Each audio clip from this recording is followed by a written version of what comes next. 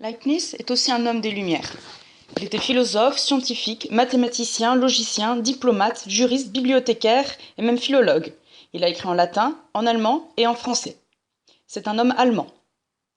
Dans ce texte, il faut essayer de rechercher quel est le thème principal, quelles sont les grandes idées qui est développées, et qu'est-ce que l'auteur, Buffon, cherche à expliquer, et comment il explique cela. La Bible, c'est le livre sacré des chrétiens. Ici, il faut voir ce qu'a fait Dieu durant 7 jours, et ce que cet extrait de la Bible, de la Genèse plus exactement, cherche à expliquer. Il faudra ensuite le comparer avec le document 1 de Buffon. L'encyclopédie, c'est vraiment l'ouvrage le plus important du XVIIIe siècle et c'est sûrement celui qui symbolise vraiment le siècle des Lumières. C'est un ouvrage gigantesque qui a été écrit notamment par 2 hommes, Denis Diderot et Jean d'Alembert, extrêmement important. C'est un ouvrage aussi qui est gigantesque puisqu'il comprend 17 volumes et près de 72 000 articles.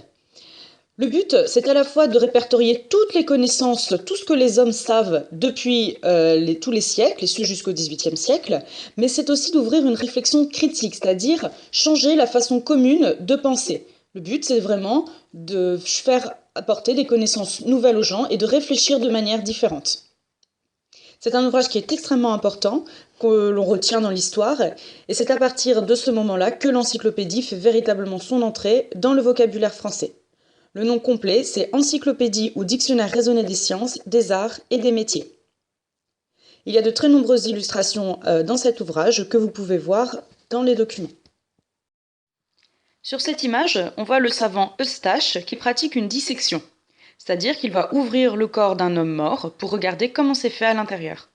C'est une pratique extrêmement nouvelle qui apparaît également au XVIIIe siècle. On se trouve dans une université de médecine. Les autres gens observent, ce sont également des médecins et des savants. Il va falloir vous poser la question, à quoi peuvent servir ces dissections? Qu'est-ce qu'elles apportent de nouveau? Ce tableau présente le très célèbre savant et chimiste français Lavoisier, du XVIIIe siècle également. On le voit en train de procéder à une expérience scientifique. C'est la première fois que l'on fait ce genre de démarche qui va permettre de prouver que ce que l'on pense est juste. C'est une démarche novatrice, nouvelle, qui apparaît avec l'esprit des Lumières. Lavoisier va montrer dans son expérience le lien entre le fait de faire un effort et la respiration. Observez bien le tableau. Tout à votre gauche, un homme porte un masque. C'est une sorte d'appareil qui va lui permettre à Lavoisier de mesurer son souffle. Tout à droite du tableau, on peut voir sa femme qui prend des notes. Elle assiste son mari. C'est elle qui va aussi dessiner les illustrations et traduire les livres étrangers.